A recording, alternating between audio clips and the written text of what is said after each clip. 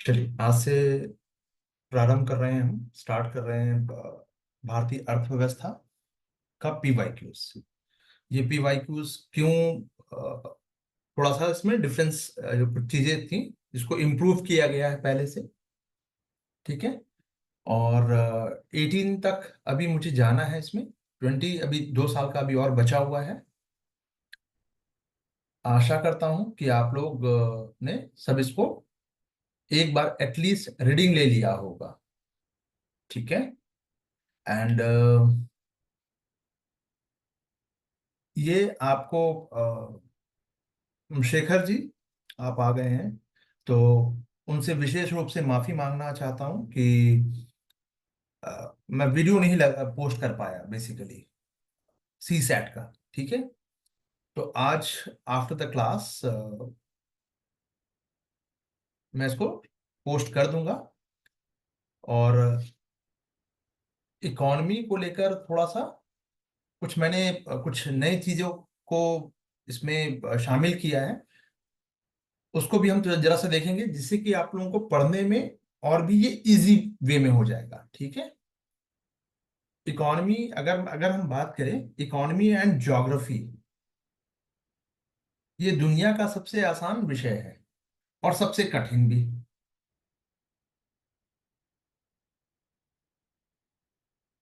ठीक है। दोनों चीजें एक साथ लागू होती है इसमें। ठीक है। और दोनों ही चीजें आपके साथ करंट रूप में कंटेम्परेरी जुड़ी हुई है, इसीलिए पढ़ने में मजा भी आता है। ठीक है। रुपए पैसे की बात हो रही है या फिर ज्योग्राफी की, जिसको आप फेस कर रहे होते हैं। ठीक है। एनवायरनमेंट में बहुत ज्यादा आप एसोसिएट नहीं कर पाते हैं, बट यहाँ पे ऐसा नहीं है। इकॉनमी तो इकॉनमी है ना। चलिए अब जरा सा देख लेते हैं 2024 में अ, किस तरह का क्वेश्चन आया और हम इसको डील कैसे करेंगे। बेसिकली पढ़ने को तो आपने पढ़ लिया होगा, बट डील करना सीखिएगा with CSAT. CSAT में क्या, कॉम्प्रिहेंशन। कॉम्प्रिहेंशन का जो भी एक जो अंडरस्टैंडिंग होना चाहिए, गुलाब शाह अलवी जी, क्योंकि आप day to day, daily daily आप मुझे भेज रही हैं उसमें जो आपका इम्प्रूवमेंट हो रहा है, कुछ गलतियां हो रही हैं, क्यों हो रही हैं। हाँ, टेक्निकल नहीं है बॉस, टेक्निकल नहीं है। टेक्निकल भी नहीं है, मैं आपको बताऊंगा ना कैसे। अगर आपको बेसिक थोड़ी बहुत जानकारी है उससे इजिली ये कवर होगा। अभी देखेंगे किस हद तक ये आप इसको सॉल्व कर पा रहे हैं कि नहीं। पढ़ा के निकल जाना मेरा ये उद्देश्य नहीं है। इसी से ही आपका कॉम्प्रिहेंशन भी सॉल्व होगा।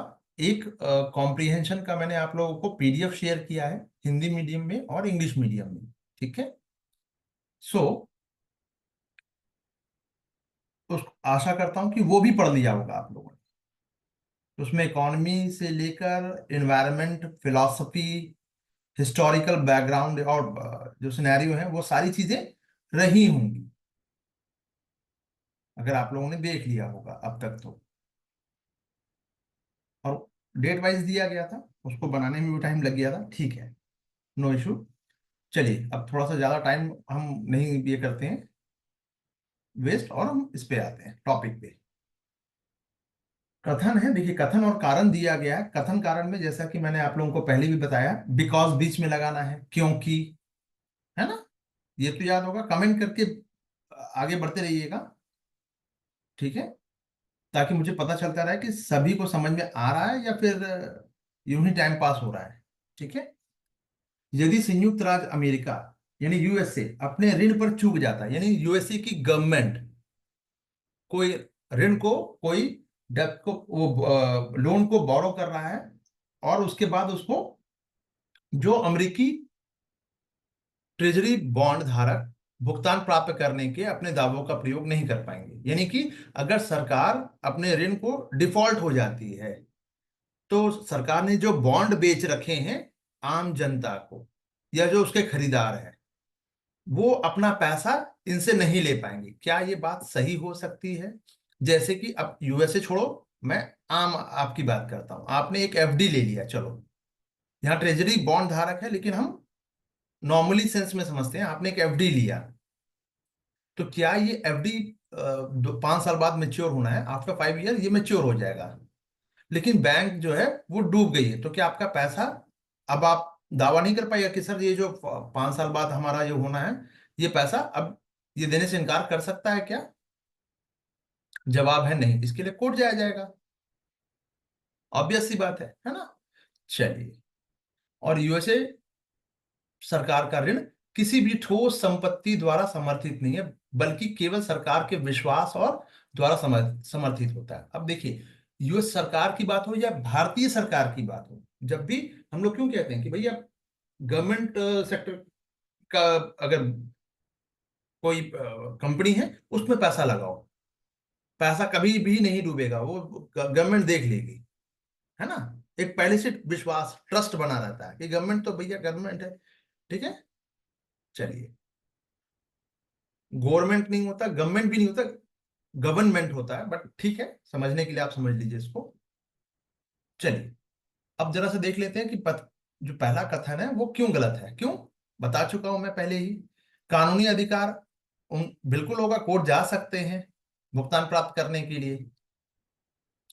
लेनदार और सरकार के बीच में वो ऐसा नहीं है कि भाई आप मुकर जाएगा, गवर्नमेंट मुकर जाएगी। तो यूएस में भी वही, हर कंट्री में यही चीजें हैं। ठीक है, चलिए, सोना या जमीन द्वारा नहीं होती, विश्वास की बात है। ठीक है, अब इस पूर्ण विश्वास, और इसको क्रेडिट भी कहा जाता है।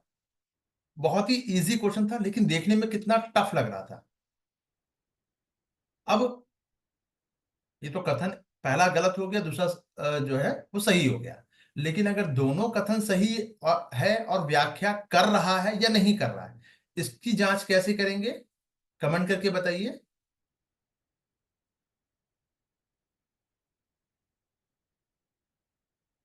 इन दोनों में से मुझे अगर चेक करना हो आंसर, इन दोनों में से कोई एक है, यानी समर्थन कर भी रहा है, बिकॉज लेकर, लगाकर, वेरी गुड, ठीक है, चलिए, बिकॉज, ठीक है। नेक्स्ट क्वेश्चन की तरफ चलते हैं, कथन और कारण। देखिए, कथन कारण वाली जो बात पूछी जा रही है वो आपके लॉजिक, एक तो आपकी विषय की जानकारी, प्लस कितना आप रैशनल हो पा रहे हैं। ये बिकॉज का मतलब क्या होता है? आपको रैशनल बनाना होता है। अगर मेरे समझ से, जैसे इंटरव्यू का दौर अब खत्म होने वाला है, या खत्म हो गया, नहीं खत्म होने वाला है अभी, उसमें मैंने एक ही चीज मार्क की है अभी तक में। पहले भी ये तो पहले से ये सभी को पता है, ओपन सीक्रेट है, कि इंटरव्यू में आपका बैकग्राउंड क्या था फर्क नहीं पड़ता, आपके 5 साल बीच में गैप हो गया फर्क नहीं पड़ता। 90% जनता इसी बात पे धाराशायी हो जाती है। आपने उस 5 साल में किया क्या, ये बता दो। आप कितना अवेयर हैं किसी भी चीज में, जिस भी सिचुएशन में आप उसको फेस कर रहे हैं, आप कितना अवेयर हैं, दैट्स एक ही, अगर मैं कहूं कि सम अप अगर निकाला जाए, तो वही यूपीएससी का मेन जो है ना, मतलब मूल मूल विषय, मेन आइडिया सिलेक्शन का, बस ये इसी से निकल के आ जाता है। क्लियर है? ये बात समझ में आई? अवेयरनेस लिख लीजिएगा दीवार पे। नहीं, अगर नया पेंट लगाया होगा उस पे लिख सकते हैं, बट बाकी जगह नहीं। ठीक है, अवेयर किससे? अपने, कि भाई बुक कितनी है आसपास में। जैसे आप बैंक में, आपका अगर आपका अकाउंट है तो बैंक से आप जुड़े हुए हैं, तो बैंक से संबंधित जो नॉर्मल जो रूल्स हैं वो आपको पता होने चाहिए, कि बैंक में अगर धोखाधड़ी हो रही है तो अम्बुड्समैन कौन है, बेसिक बेसिक चीजें। बात समझ में आ रही है? चलिए, अभी देखते हैं। और सामूहिक उधार, ये ओरिजिनल क्वेश्चन मैंने लगा रखा है, तो पढ़ने में दिक्कत आएगी अब। इसका इसकी हिंदी टफ है, ठीक है, बट यही करना भी था, क्योंकि इसी तरह की लैंग्वेज से आपको दो चार होना होगा। इसके लिए एक यूपीएससी ने सुविधा दे रखी है, अब सुविधा बोलिए या फिर जो भी है, कम से कम एटलीस्ट इंग्लिश मीडियम को ये प्रॉब्लम नहीं आएगी, बट हिंदी मीडियम के बच्चों को आती है। तो आपको हिंदी मीडियम के बच्चे अगर आप हैं तो आपको ऑब्वियस है कि आप हैं, तो आपको इंग्लिश का कुछ वर्ड देखना होगा, सारे क्वेश्चन को नहीं देखना है। ठीक है, चलिए। सामूहिक उधार बहु उधारदाताओं के मध्य उधारकर्ता के चूक, चूक का मतलब डिफॉल्ट का जोखिम बढ़ जाता है। यानी कि अगर हम बात करें, बहुत सारे लोगों ने सामूहिक रूप से उधार लिया है, सामूहिक रूप से मतलब कलेक्टिव रूप से, और बहुत जगह से लिया है, तो उसका ये जोखिम, चूक के जोखिम का जो मतलब कहते हैं ना कि भाई लोन हम पे नहीं कर पाए, डिफॉल्ट होने का जोखिम बढ़ जाता है, बिल्कुल बढ़ जाता है। एक व्यक्ति है तो थोड़ा सा कम है, लेकिन बहुत ज्यादा लोगों ने लिया, बहुत जगह से लिया है, तो ऑब्वियस है डिफॉल्ट होने का खतरा बढ़ सकता है। ठीक है। सामूहिक ऋण, एक सामूहिक ऋण निश्चित राशि एक मुश्त निधि हो सकती है, हो सकती है, शब्द पे ध्यान दीजिएगा, हो सकती है, किंतु क्रेडिट लाइन नहीं हो सकती। अच्छा, अब आपको ये जब तक नहीं पता होगा कि भैया यानी ऋण व्यवस्था नहीं हो सकती, आइए देखते हैं क्यों, क्या, कैसे। स्टेटमेंट है, सही है। क्यों सही है? ऐसा इसलिए है कि उधारकर्ता कई अलग अलग उधारदाताओं से पैसा लेगा, यानी एसबीआई से भी ले लिया, मुथूट बैंक से भी ले लिया, 10 जगह से और ले लिया, और उस सभी को फिर एक साथ पेमेंट करना मुश्किल हो जाएगा। तो कहीं ना कहीं टाइम पे मोहित कुमार ने क्या किया, मुझसे भी पैसे लिए, शेखर से भी लिए, गुलबशा से भी लिए, डिंपल से भी लिए, ज्योति से भी लिए, और सबका तारीख है 10, तो पेमेंट करना मुश्किल हो जाएगा ना। तो अगर एक महीना नहीं हुआ, लेकिन चांसेस खतरा ज्यादा है, मैक्सिमम रिस्क हो गया। जैसे कहते हैं ना, जब आप लोन लेने जाते हैं बैंक में, तो बैंक वाला सबसे पहला सवाल पूछता है, और कितनी जगह आप पर पहले से कौन सा लोन चल रहा है ये बता दो उसको। अगर आप लोगों ने कभी इसको फेस किया हो तो पहला क्वेश्चन यही होता है। वो गिरवी क्या रखोगे, गारंटर कौन होगा, वो बात की चीज है, पहला सवाल यही होता है। तो यदि उधारकर्ता की वित्तीय स्थिति बिगड़ती है, तो उधारदाता के साथ समस्या आने से अन्य उधारदाताओं के बीच भी चिंता बढ़ सकती है, और डिफॉल्ट का जो समग्र जोखिम जो है वो बढ़ जाता है। बिल्कुल बात सही है। नॉर्मल टर्म्स में समझा रहा हूं, जिसको भी 1% भी डाउट या दिक्कत आ रही है वो मुझे बताएगा कमेंट करके। शर्म आ रही है तो यूपीएससी फेल हुई है, ये आपके पास चॉइस है, बेहतर चॉइस है। टीचर को कोसिए, ये और भी अच्छा चॉइस है आपके पास। थोड़ा सा हाश हो गया होगा, है ना? हाश इसलिए बोलना पड़ रहा है कि भाई छोटी सी चीज इतना लॉजिकल होना चाहिए, इतना ये होना चाहिए। इतने सालों से मैं बोल रहा हूं, आपको हर बार आपको कमेंट करना होगा। ये 10,000 बच्चों की भीड़ में मैं नहीं पढ़ाता हूं, लेकिन आप लोग मुझे गलत साबित कर रहे हैं कि नहीं सर, आप 10,000 की बच्चों की भीड़ में पढ़ाइए, हम वहां पे कंफर्टेबल है, क्योंकि आप क्वेश्चन नहीं पूछोगे हमसे, हमें कमेंट नहीं करना होगा, है ना? जबकि मैं बार बार बोल रहा हूं कि एक स्टेटमेंट पढ़ा दिया, बता दिया, समझ में आया कि नहीं, जब तक मैं पूछूंगी नहीं तब तक आप बताओगे नहीं। वाह, वेरी गुड।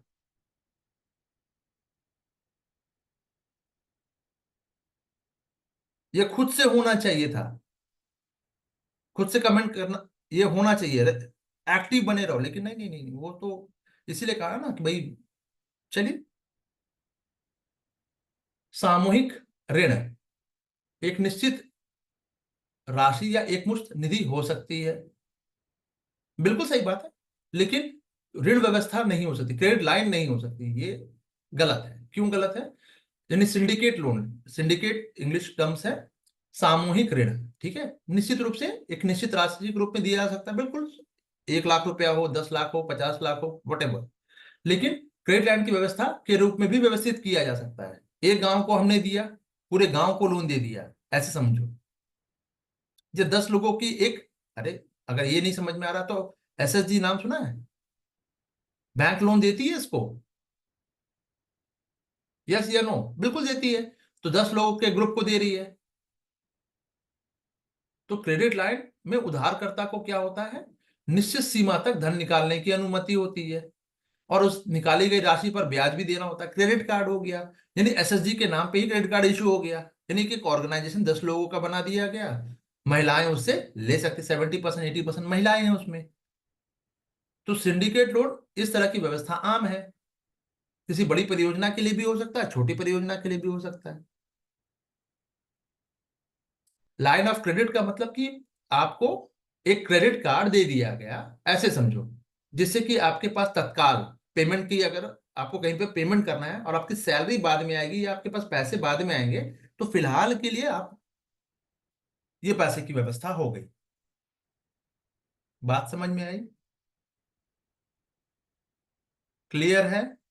चलो, अब क्लियर है बोल के मैं वेट नहीं करूंगा, वो करना नहीं करना वो आपका चॉइस है। चलो, डिजिटल रुपए, डिजिटल का मतलब क्या, फिजिकल फॉर्म में नहीं होना, फिजिकल फॉर्म में नहीं होना। तो एक एक वर्ड पर मैं कुछ मार्क करते जा रहा हूं, उसको देखते जाइएगा। जैसे कि ऋण व्यवस्था, क्रेडिट लाइन, इसको मैं थोड़ा अलग से भी कर दे रहा हूं,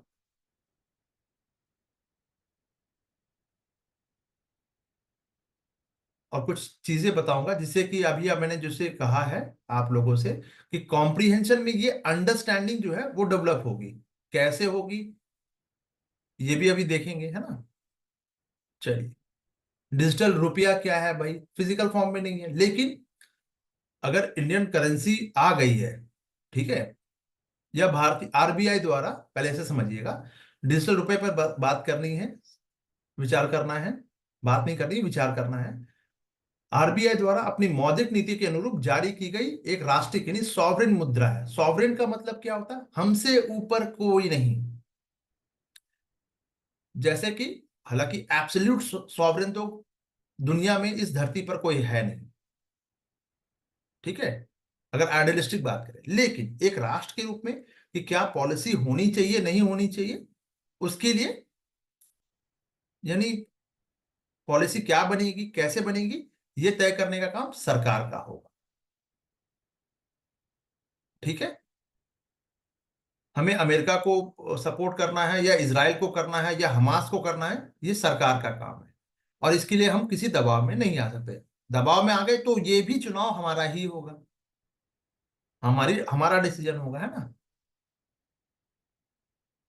तो यह आरबीआई के बैलेंस शीट पर देवता देता यानी उनको देने के रूप में दिखाई देगा। ऑब्वियस है कि आरबीआई अगर इशू कर रहा है कोई भी नोट को, भले वो डिजिटल फॉर्म में हो या फिजिकल फॉर्म में हो, मैं धारक को 10 रुपए अदा करने का वचन देता हूं, लिखा हुआ मिलता है, 100 rupees, 200 rupees, 500 rupees, 20 rupees, 50 rupees, यही है ना लाइबिलिटी, बिल्कुल, है ना। यह अपने डिजाइन से ही मुद्रास्फीति के विरुद्ध बीमाकृत है, डिजाइन से है, या तो एक वो नोट का डिजाइन हो रहा है या फिर मुद्रास्फीति के विरुद्ध बीमाकृत है, यानी कि इंश्योरेंस कर रखा है कि भाई डिजिटल रुपया जो आएगा तो वो मुद्रास्फीति को कंट्रोल कर लेगा या उसकी भरपाई कर देगा। क्या ऐसा हो सकता है, पॉसिबल है? ये तो वही बात हो गई कि बहुत ज्यादा अगर सरकार ने नोट छाप दिए, ये भी मैंने क्लास में बताया होगा आप लोगों को कि भैया अगर सरकार सबको 1-1 करोड़ रुपया नोट बांट दे तो क्या होगा, रुपए की वैल्यू क्या होगी, बढ़ी या घटेगी?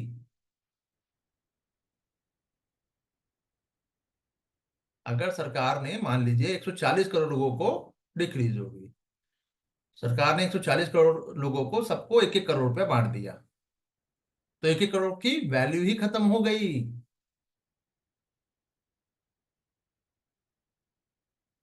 तो नोट छापकर गरीबी नहीं हटाई जा सकती, नोट छापकर तरक्की नहीं की जा सकती। कुछ हद तक ये ठीक है, लेकिन पूरी हद तक नहीं हो सकता, बिल्कुल। मनी फ्लो इंक्रीज हो जाएगा, इन्फ्लेशन आ जाएगा भाई, वही बात है ना, क्योंकि डिमांड और सप्लाई पे डिपेंड करेगा। इन्फ्लेशन किस पे है, डिमांड ज्यादा सप्लाई कम, तो वस्तुएं महंगी होंगी, लेकिन सप्लाई ज्यादा है और डिमांड ही कम है तो चीजें सस्ती हो जाएंगी, ठीक है। चलिए, तो ये तो नहीं होगा। चलिए, और यह वाणिज्यिक बैंक, कमर्शियल बैंक जो है, मुद्रा और नकदी के लिए स्वतंत्र रूप से परिवर्तनीय है। यानी कि अगर आरबीआई आपके पास, शेखर जी के पास डिजिटल फॉर्म में 50 लाख रुपए है, 50 लाख नहीं, थोड़ा कम कर दिया, सॉरी, 50 करोड़ है, चलिए, इनकी हैसियत के हिसाब से, हालांकि ये भी कम है, 500 करोड़ कर देते हैं, चलिए, 500 करोड़ रुपए पर डिजिटल फॉर्म में है। अब ये जाके किसी भी बैंक में निकाल सकते हैं, कन्वर्ट हो सकता है। लो, तो फिर तो नोट छापने की फिर कॉस्ट, ये सारा चीज तो फिर वही मार्केट में आ गया। क्या ये परिवर्तनीय है? सभी लोग एक साथ निकाल सकते हैं? पहले थोड़ा दिमाग लगाइए। अगर शेखर जी के पास ये डिजिटल फॉर्म में है, तो क्या ये बैंक से जाके उसको विड्रॉ कर सकते हैं? हाँ, पर सब लोग नहीं करेंगे ना। ना ना ना ना ना ना ना ना, यही तो है, यही तो ट्रिक है। परिवर्तन, अरे आप अपना पैसा नहीं निकाल पाएंगे, तो जब पैसा निकाल नहीं पाएंगे तो फिर फायदा क्या हुआ? अब ऐसे समझते हैं थोड़ा सा, यही ट्रिक था, ये ट्रैप था यहाँ पे। ट्रैप क्या बिछाया मैंने, कि अरे कॉस्ट ज्यादा लग जाएगा नोट छापना, तो फिर फायदा क्या हुआ? जैसे मैंने ये लाइन का अपना बेसिक जो आइडिया है वो चेंज कर दिया। सब लोग नहीं करेंगे ना। अगर 10 50 लाख लोगों के पास है, तो क्या 50 लाख लोग एक ही बार में जाके, एक ही दिन जाके पैसा निकाल लेते हैं क्या बैंक से? ऐसा होता है? नहीं होता है, सीधी सी बात है। सो कन्वर्ट कराया जा सकता है, बट ये कितने लोग कराएंगे? सब लोग तो नहीं करेंगे, कुछ ही लोग कराएंगे। जैसे कि आप ऐसे समझिए, कोई भी एक अडानी और अंबानी की कंपनी, बहुत नाम अभी चलता रहता है ना, ये सब सालों भर सुनने को मिलता है, चलिए वही कह देते हैं। क्या ये अपने एम्प्लॉय को कैश में सैलरी देते हैं? नहीं देते, थोड़ा दिमाग लगाइएगा।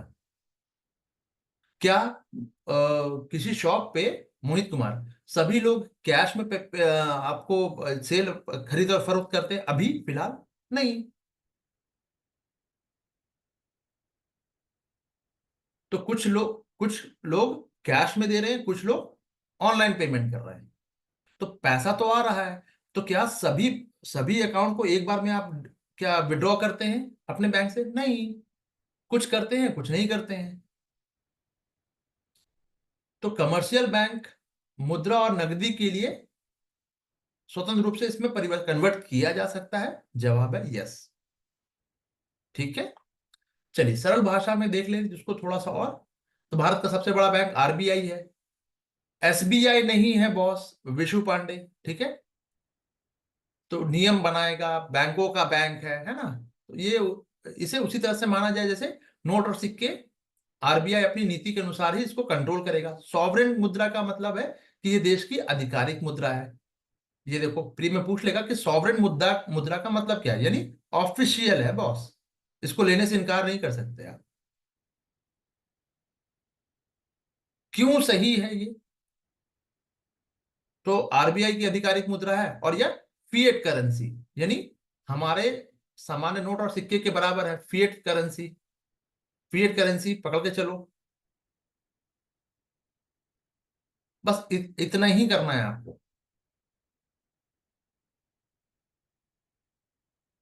ठीक है, पुराने वाले जो मैंने आप लोगों को इकोनॉमी का नोट्स दिया था, कुछ लोग को दिक्कत है कि नहीं सर वो नोट्स ज्यादा अच्छे हैं, कुछ लोगों का कहना है कि नहीं सर ये नोट ज्यादा अच्छे हैं। अब दोनों के बीच में जगल मैं कर रहा हूं, तो मैंने कहा चलो तीसरा नोट्स मैं खुद का बना लेता हूं, लीगल टेंडर, वेरी गुड। ठीक है, अब थोड़ा सा आते हैं, तो जो जिनको जो सूट कर रहा है भैया पढ़ लो। ठीक है, और ये थोड़ा सा बनाने में अभी मंडे तक मैं आप लोगों को पूरा कंपाइल करके दे दूंगा। ठीक है, इकोनॉमी का।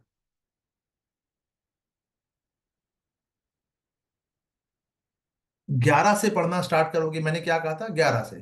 तो अभी आपके पास थोड़ा सा टाइम अगर है, तो 11 से पढ़िएगा, ये मैंने आपको पहले भी बताया है। ठीक है, चलिए। आरबीआई का तुरंत बैलेंस शीट के रूप में, देवता के रूप में, देता यानी भाई उसको देना है के रूप में दिखाई पड़ता है, ये स्टेटमेंट है। चलिए इसका मतलब समझ लेते हैं पहले, जब तक हम इसको डिकोड नहीं करेंगे, ये क्यों बाकी जो सब्जेक्ट से थोड़ा सा डिफरेंट इसका मैंने ये किया है। हालांकि इन्वायरमेंट में भी थोड़ा, इन्वायरमेंट नहीं, क्या नाम है, एक दो जगह पे जो कॉम्प्रिहेंशन में काम आएगा, कैसे का आएगा मैं वो बता दे रहा हूँ आपको, और मेंस में तो आना ही आना, एक अंडरस्टैंडिंग डेवलप होगी।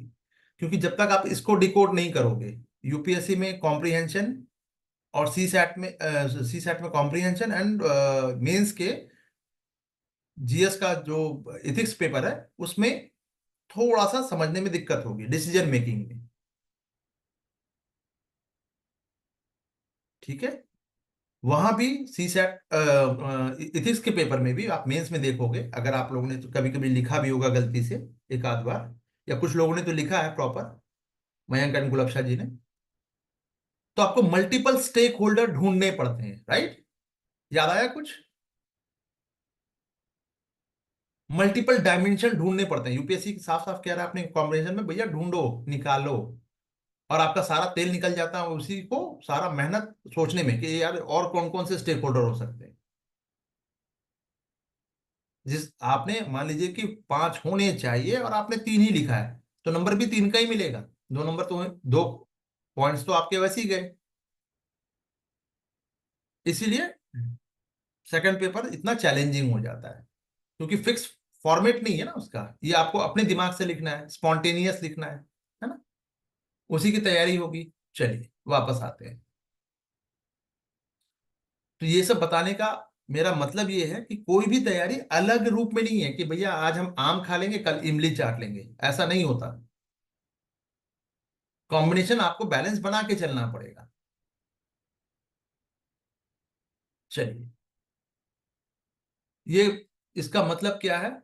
ये कथन कहता है कि भाई आरबीआई डिजिटल रूप से जारी करता है, तो बैलेंस शीट पे दिखाना तो पड़ेगा। भाई हमारी जिम्मेदारी है कि हमने इतना रुपया इशू किया, भले वो फिजिकल फॉर्म में नहीं है बट इशू तो कर दिया। इसका मतलब है कि आरबीआई एक तरह से डिजिटल पैसे का धारक हुआ, और इसके बराबर का जो मूल्य है अर्थव्यवस्था में बनाए रखना होगा। ये किसकी जिम्मेदारी है? आरबीआई की।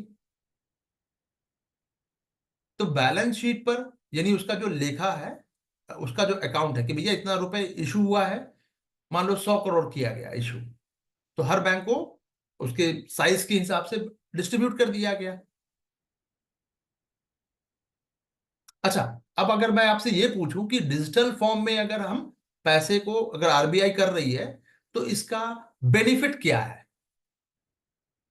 अब मैं एक नया डायमेंशन खोल रहा हूं, अभी यहीं रुको, अभी अभी इसी क्वेश्चन पे रुके रहो। क्या बेनिफिट होगा डिजिटल रुपया अगर इशू हो रहा, शेखर जी, क्या होगा?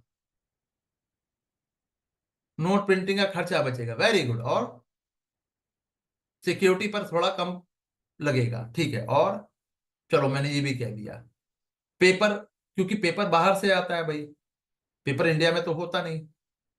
मतलब ये पेपर नोट जिसपे प्रिंटिंग हो रहा है वो पेपर पाकिस्तान और भारत का एक साथ एक ही जगह से आता है, ये भी एक दुर्भाग्य की बात है। चलिए, इसलिए नकली नोट आपको देखने को मिलेगा। ट्रांजेक्शन का जोखिम जोखिम कम रहेगा, वेरी गुड। और कुछ कॉस्ट इफेक्टिव रहेगा, वेरी गुड। और साइबर सिक्योरिटी का थ्रेट रहेगा, वो पैसा कोई चोरी कर सकता है। हाँ ये भी हो गया, ठीक है, प्लस पॉइंट है तो। प्रोज एंड कॉन्स है, उसके लिए काउंटर मेजर लिए जाने चाहिए, ठीक है। तो ये बैलेंस शीट पे देनदारी के रूप में सूचीबद्ध है, ये समझ में आ गया। चलिए बीमाकृत है, इसको देख लेते हैं क्यों नहीं सही है ये पहले। अब देखिए यहाँ पे ये कथन को डिकोड किया गया, ये गुलाबशाह अलवी जी, आपका जो कंसर्न था कि सर बहुत लंबा या डिटेल हो जाएगा, नहीं, अगर आप इसको नहीं समझिएगा अगले क्वेश्चन में आपको दिक्कत आने वाली। टेक्निकल चीज है ना, थोड़ा थोड़ा सा टेक्निकल है। इकोनॉमी टेक्निकल है, जैसे टेक्निकल तो आपको हिस्ट्री में भी मिलेगा। ठीक है, मुद्रास्फीति आज भी कॉम्प्लेक्स, बच्चों को लगता है जीएबी और जीडीपी में क्या डिफरेंस है, आज भी दिक्कत है लोगों को, है ना? चलिए, कथन क्या कहता है, इसको डिकोड किया गया है। तो आप अगर मान लीजिए कि आपको पता है कि ये क्या है, तो भैया इस लाइन को आप छोड़ के आप आगे बढ़ सकते हैं। क्यों गलत है, खाली इसका रीजन दे दिया गया, इसको डिकोड किया गया है इस पॉइंट में, और इस पॉइंट को क्यों गलत है या सही है ये बताया गया, बस इतना ही है। तो एक लाइन पढ़ने में जब बहुत ज्यादा दिक्कत नहीं आएगी। एक अंडरस्टैंडिंग, इसको समझने से, इसको पढ़ने से आपकी एक अंडरस्टैंडिंग का लेवल बढ़ेगा, ट्रस्ट में। ठीक है, चलिए कथन क्या कहता है, इसका मतलब क्या है कि डिजिटल रुपए को इस तरह से बनाया गया कि अपने आप ही महंगाई को से सुरक्षित होगा। ये कोई बात हुई? मुद्रास्फीति के विरुद्ध बीमाकृत है, यानी कि बीमाकृत का मतलब क्या, कि आपकी गाड़ी अगर टूट फूट हो जाती है तो बीमा कंपनी आएगी और आपको उसका क्लेम दे देगी। क्या ऐसा होता है? क्या हो सकता है? जवाब है नहीं। क्लियर? मोहित कुमार, मयंक जी। चलिए, क्यों गलत है ये? क्योंकि डिजिटल रुपया अपनी बनावट के कारण मुद्रास्फीति के विरुद्ध सुरक्षित तो नहीं है ना, वो महंगाई क्योंकि महंगाई को नियंत्रित करने के लिए आरबीआई को कौन सी नीति बनाता है, जल्दी बताओ तो। कौन सी नीति बनाता है, जल्दी बताओ। Monetary policy, very good. और राजकोषीय नीति कौन बनाता है?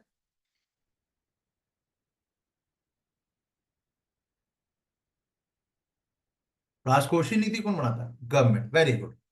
तो डिजिटल रुपए का डिजाइन अपने आप में महंगाई का से सुरक्षा नहीं देता, सीधी सी बात है यार। कितना इजी क्वेश्चन था, है ना। स्टेटमेंट 4 पे चलते हैं। वाणिज्यिक मुद्रा, बैंक मुद्रा और नकदी के लिए स्वतंत्र रूप से परिवर्तनीय। अब आप देखिएगा, दो तरह के अकाउंट है। एक पूर्ण परिवर्तनीय, जैसे एक से करेंट अकाउंट वाला जो है, और एक दो अकाउंट में से एक अकाउंट में क्या है, पूरी तरह से परिवर्तनीय। करेंट अकाउंट में पूरी तरह से भारत का ये इसको परिवर्तनीय बनाया गया, बट पूंजीगत खाता और वही खाता है ना, नाम सुना होगा। ये कहना क्या चाह रहा है, कहना क्या चाह रहा है? कहना चाह रहा है कि यह कथन क्या कह रहा है, डिजिटल रुपये को आसानी से हम अपने बैंकों के खातों में मौजूद पैसे या हमारे हाथ में नोट और सिक्कों में बदला जा सकता है, इसमें कोई रोक टोक नहीं होगी। यही बात है, अभी ऊपर मैंने स्टार्टिंग में ही बता दिया था। क्यों सही है ये? क्योंकि डिजिटल रुपए को वाणिज्यिक नोट में से नकदी और धन के रूप में स्वतंत्र रूप से कन्वर्ट किया जा सकता है। इसका मतलब है कि डिजिटल रुपए को आप बैंक जाकर जमा कर सकते हैं, और जैसे आपके अकाउंट, आपने मुझे फीस पेमेंट की ऑनलाइन की, मैं गया बैंक और उससे पैसे, एटीएम गया, बैंक नहीं, अभी तो एटीएम से हो जाएगा। फिजिकल फॉर्म में मुझे नोट चाहिए, करारे करारे नोट चाहिए, उठा के ले आया, आसान हो गया। क्लियर है? चलो, अभी तक किसी को अगर ज्यादा दिक्कत हुई हो तो बताइएगा। डिजिटल इंडिया भूमि अभिलेख,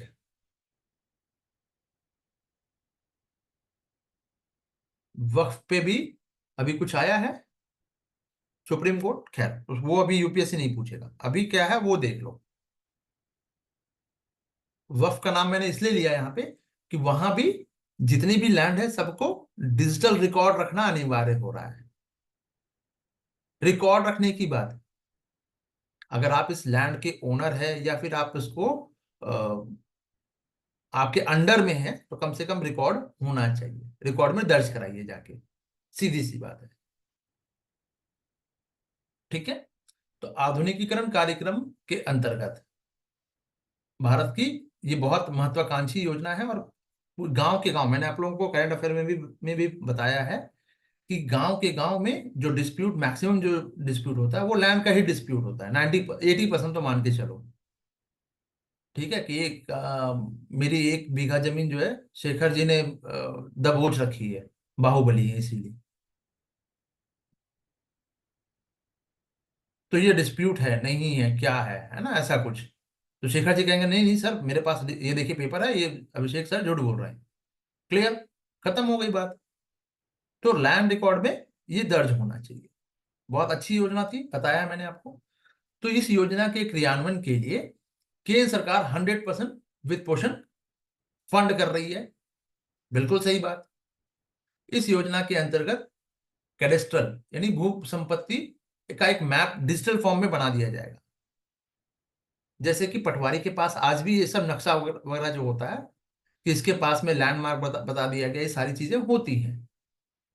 ठीक है, डिजिटल डिजिटली कृत किए जाते हैं। बिल्कुल सही बात है, डिजिटल फॉर्म में ही होगा। तो डिजिटल इंडिया बोले, लैंड रिकॉर्ड की बात हो रही है तो ये तो होगा ही होगा, कॉमन सेंस।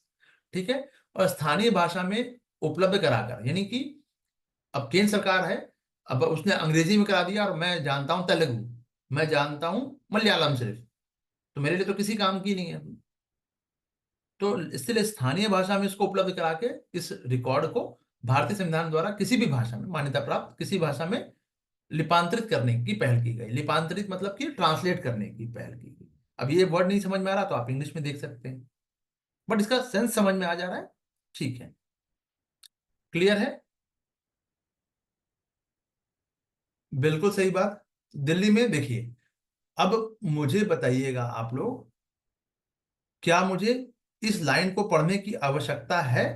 अब थोड़ा सा आप लोग इसको पढ़ के बताइए, इसके बाद हम आगे बढ़ेंगे। इस लाइन को डिकोड करने की बात, क्या मुझे ये भी समझाना है या फिर दोनों में से जो भी आपको ठीक लगे? डिकोड आप खुद कीजिएगा तो ज्यादा बेहतर होगा। क्यों सही है या नहीं है ये मैं बस समझा दूं, लेकिन अगर आपको लगता है कि नहीं नहीं सर क्वेश्चन को भी आप समझा दीजिए तो मैं, मुझे कोई दिक्कत नहीं है। चलिए, ठीक है। तो इसी तरह से सरल भाषा में इसको सिर्फ डिकोड किया गया, स्टेटमेंट को। यूपीएससी का जो स्टेटमेंट है ना, इसको डिकोड कोई नहीं करता। आप जाके कहीं भी किसी भी जगह पे चेक कर लीजिए, मैंने इसको डिकोड किया है, इसीलिए बहुत टाइम लग रहा है।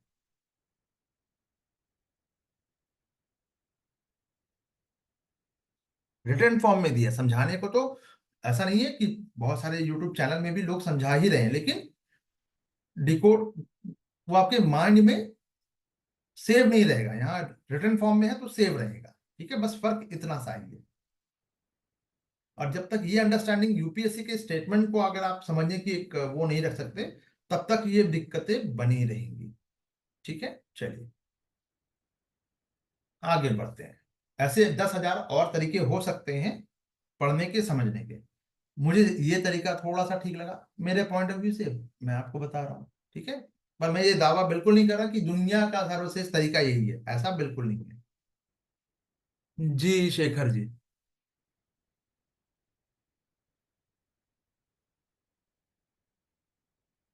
एक ये नॉब भी कहीं समझ सकता है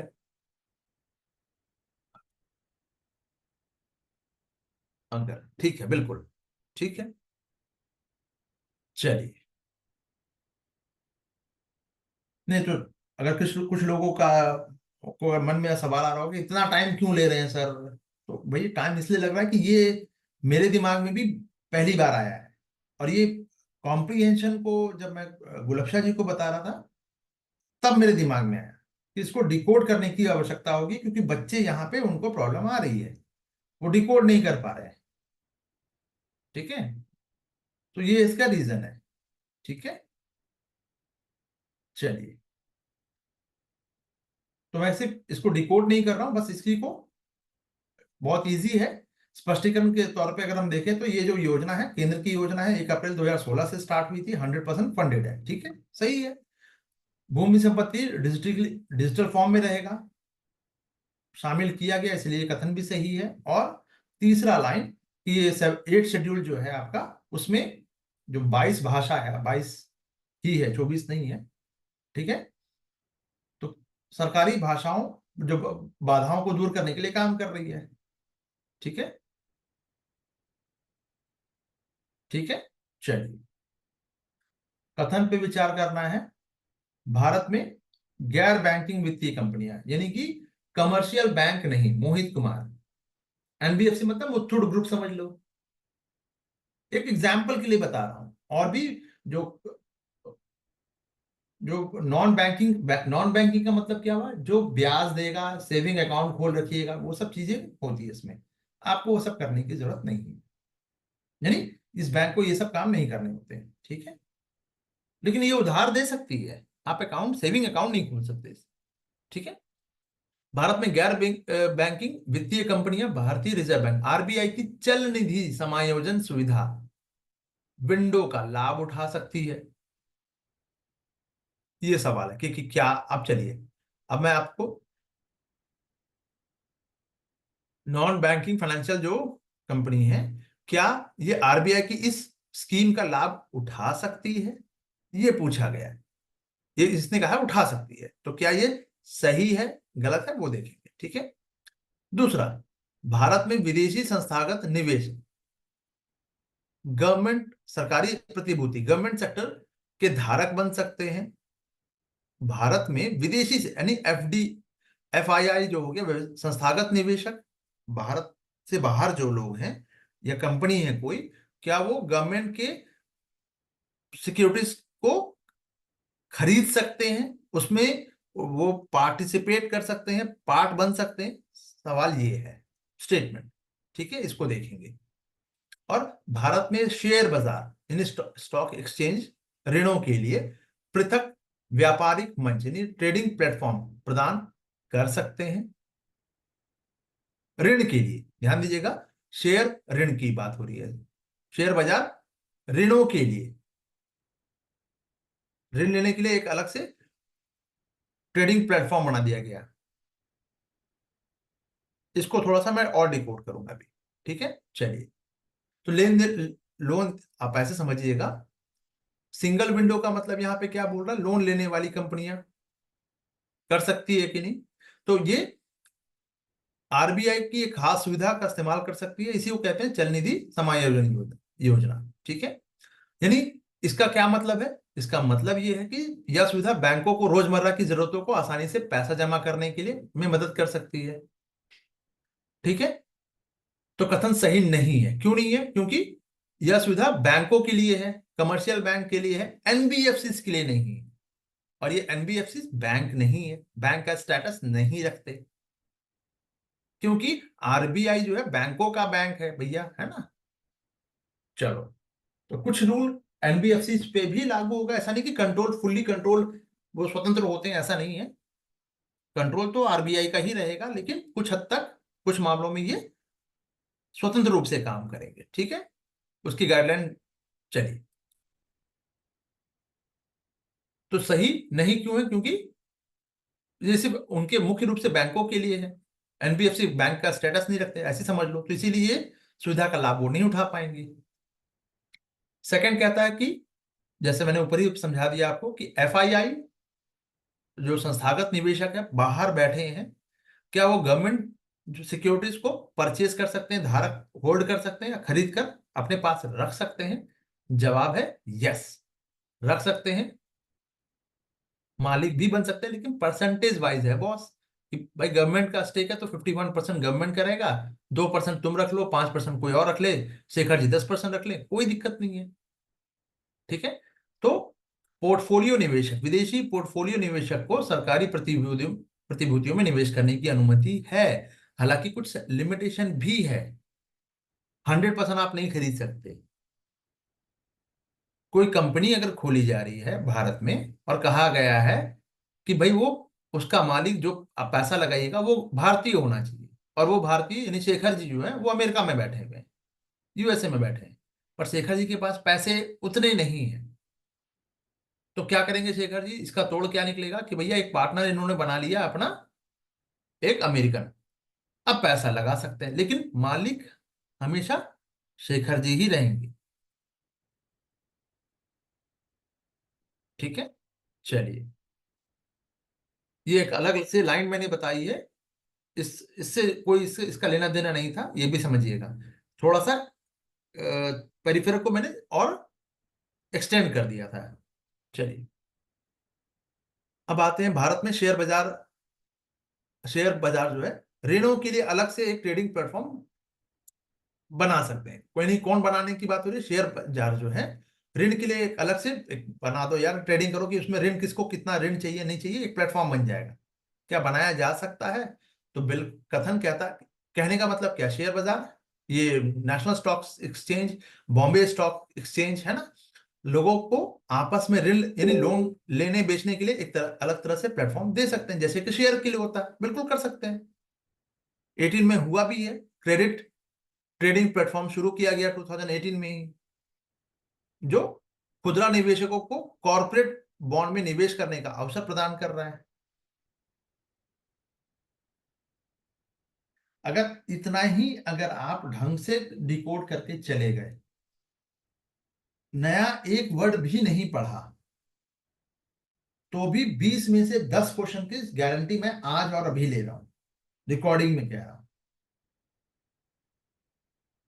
करंट अफेयर आपने इसमें इंक्लूड कर दिया, वो क्वेश्चन की संख्या 20 में से 15 तक हो सकती है, 18 तक हो सकती है, लेकिन 18 बहुत एग्जैजरेट हो जाएगा, 15 तक हो सकती है, मान लिया मैंने।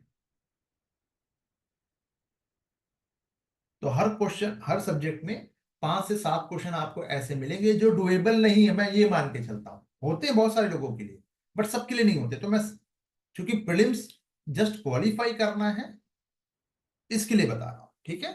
टॉप करना है तो वो चूरन जो यूट्यूब पे बिकता है ना, वो 30 दिन में, 30 घंटे में, सॉरी 30 दिन नहीं यार, 30 घंटे में सीसेट तैयार करवा देंगे, है ना, इस टाइप का कुछ। 5 घंटे में हिस्ट्री खत्म हो जा रही है, किसी का 10 घंटे में खत्म हो जा रहा है ना। हाँ, वेरी गुड। 1-1 लाख व्यूज आ रहे हैं भैया, क्या बात कर रहे हो। यानी चूरन बिकता है ना, बट चूरन बिकता है, बट उनका सिलेक्शन नहीं होता है, ये भी ध्यान रखिएगा।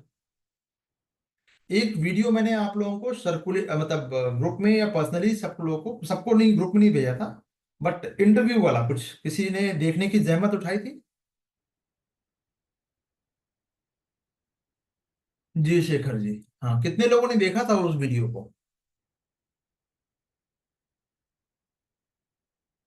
पे लेटर, वेरी गुड, पे लेटर वाला भी है, हाँ बिल्कुल।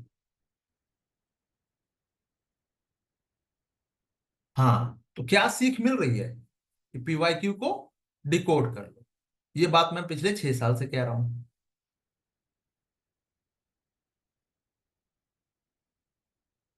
कोई रॉकेट साइंस नहीं है। कम से कम जब तक हो रहा है तब तक लाभ ले लो यार। यूपीएससी ने अपने आप को पूरी तरह से बदल दिया, तब तो फिर दिक्कत ही होगी, है ना। क्या पता 2 साल बाद यूपीएससी, क्योंकि ऑटोनोमस बॉडी है ना, 24 साल कर दे उसका मैक्सिमम एज लिमिट, फिर क्या कर लोगे। 28 साल कर दे, तब क्या कर लोगे। ठीक है। और ध्यान रखिएगा, इसके लिए कोई विपक्ष भी नहीं जाने वाला, संसद वो सुप्रीम कोर्ट, ठीक है। चलिए नेक्स्ट क्वेश्चन की तरफ चलते हैं। अब एक टर्म्स आया था, देखिए यहीं पे, कॉर्पोरेट बॉन्ड, ये आया, ये दिख रहा है ये वर्ड। अगला लाइन, अगला क्वेश्चन क्या है, कॉर्पोरेट बॉन्ड और सरकारी जो प्रतिभूति, ये देखिए सरकारी प्रतिभूति, ये देखिए 2 टर्म्स आए थे। अब उसको देख लेते हैं। निम्नलिखित में से कौन कॉर्पोरेट बॉन्ड और गवर्नमेंट सिक्योरिटी में व्यापार कर सकते हैं। बीमा कंपनी कर सकती है, बिल्कुल कर सकती है। पेंशन निधि, पेंशन भी अरे दे ही रही ना। खुदरा निवेशक बिल्कुल है, तीनों में हो सकता है। अब थोड़ा सा इसको समझते हैं, एक एक स्टेटमेंट को। स्टेटमेंट क्या है, व्यापार करने की बात हो रही है, ठीक है।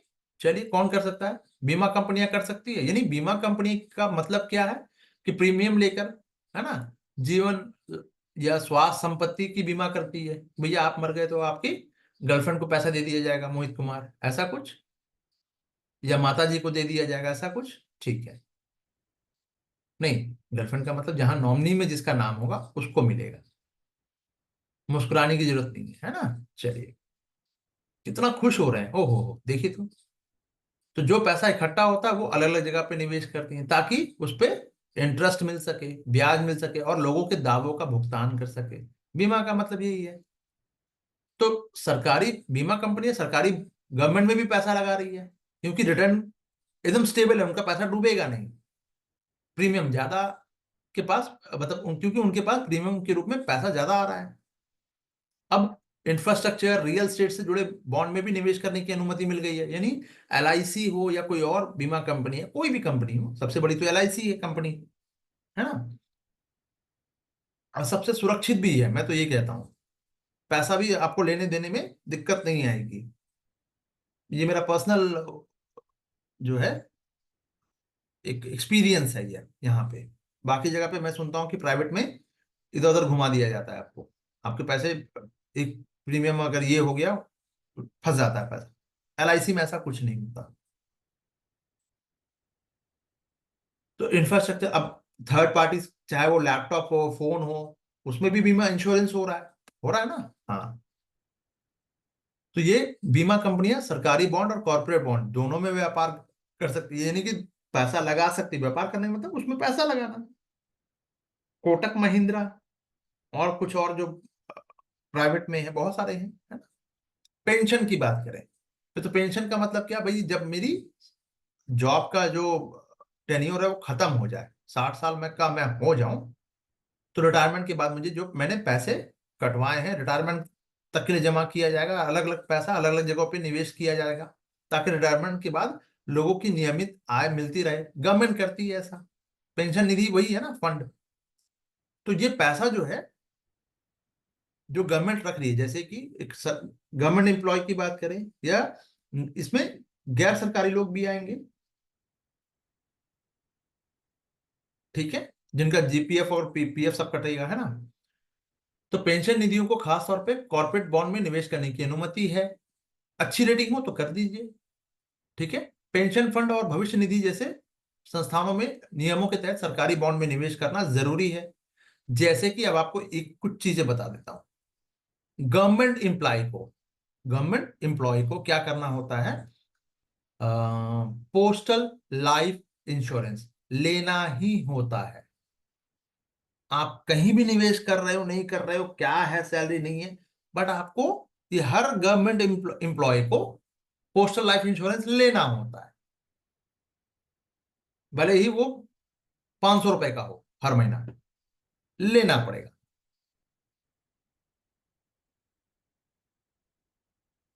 ठीक है, ताकि वो पैसा गवर्नमेंट के पास भी 500, 1000, 2000, 5000 वो आता रहे। ये सबसे फालतू वाली चीज है, ये भी सुन लीजिए। क्योंकि यहाँ पे सरकारी व्यक्ति बैठा होता है, यहाँ पे आपके पैसे को लगभग साल भर, 2 साल 3 साल तक लटकाया जा सकता है। मोदी गवर्नमेंट ने अभी तक इस पे कोई ध्यान नहीं दिया है। ठीक है, चलिए। तो सरकारी पेंशन निधि सरकारी बॉन्ड और कॉर्पोरेट बॉन्ड दोनों में व्यापार कर सकती है। क्लियर हो गया। चलिए, खुदरा निवेशक, इसके बारे में, तो खुदरा निवेशक आम लोग होंगे, नहीं वो इमली पार्टी नहीं, कॉमन मैन, जो अपनी बचत को अलग अलग जगह पे लगाते हैं, जैसे शेयर और बॉन्ड खरीदना।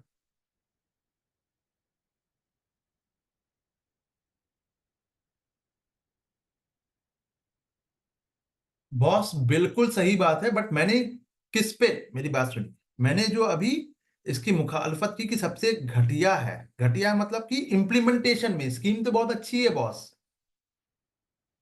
लेकिन अगर आपकी इसी बीच में डेथ हो रही है, तो 3 साल तक वो पैसा जो है ब्लॉक रहेगा, 2 साल तक अननेसेसरी ब्लॉक रहेगा, क्योंकि बाबू जो बैठा है ना वहां पे, वो साइन नहीं करेगा जब तक चढ़ावा नहीं चढ़ाओगे। ये हकीकत है। अब गवर्नमेंट ने थोड़ा सा इंप्रूवमेंट लाया सेंट्रल गवर्नमेंट में, स्टेट गवर्नमेंट की हालत तो आज भी वैसी ही है, चाहे वो यूपी हो या तमिलनाडु हो। प्रोविडेंट फंड का पैसा निकालना है आपको बिना चढ़ावा के, कहीं इसको चढ़ावा कहा जाता, कहीं पूजा कहा जाता, कहीं सर्विस कहा जाता, अलग अलग नामों से इसको जाना जाता है। जी, मैं सिस्टम के लोग, इसीलिए मैंने मोदी गवर्नमेंट की मुखालफत की। तो मेरा जो जो आर्गुमेंट है, मैं आर्गुमेंट बेस कर रहा हूं, ठीक है। सेंट्रल गवर्नमेंट में क्या किया गया कि अब कोई भी इंप्लॉय है उसको 2 साल पहले ही, रिटायरमेंट से 2 साल पहले से ही उसकी सारी लिखा पढ़ी कागजी कार्रवाई हो जाएगी, ताकि जिस दिन रिटायरमेंट है उसके अगले दिन से ही उसकी पेंशन स्टार्ट हो जाए। 15 दिन के अंदर उसको पैसा सारा मिल जाए। ये सेंट्रल गवर्नमेंट के लिए, बट खाली देश में सिर्फ सेंट्रल गवर्नमेंट के लोग तो है नहीं, और वैसे भी गवर्नमेंट में जॉब ही कितनी है ना। चलिए, तो स्टेट गवर्नमेंट में थोड़ा सा दिक्कत है, थोड़ा नहीं बहुत दिक्कत है। चलिए,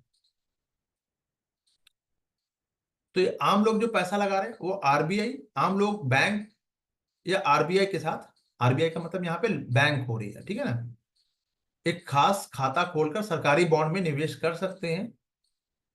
ठीक है, आरबीआई के साथ यहाँ पे नहीं होगा। चलिए, इसको थोड़ा सा मिस्टेक है यहाँ पे, बैंक के साथ खोल के कर सकते हैं। रिटेल डायरेक्ट स्कीम भी, क्योंकि ये थोड़ा सा कंफ्यूजन बना रहा है ये स्टेटमेंट, इसीलिए हटा दिया, हालांकि गलत नहीं है लेकिन फिर भी। तो सरकार ने क्या किया, रिटेल डायरेक्ट स्कीम भी स्टार्ट की है, जिसमें कि सरकारी, हम कॉमन मैन एक गवर्नमेंट बॉन्ड को खरीद सकते हैं, बेच सकते हैं, कॉर्पोरेट बॉन्ड का छोटा हिस्सा भी खरीदा जा सकता है। तो आम लोगों के लिए पब्लिक लिमिटेड वाली जो होगी ना, एक कॉन्सेप्ट आ गया। कोई भी 10 रुपए अब जिसके पास है वो भी जाके परचेस तो कर ही सकता है बहुत, है ना।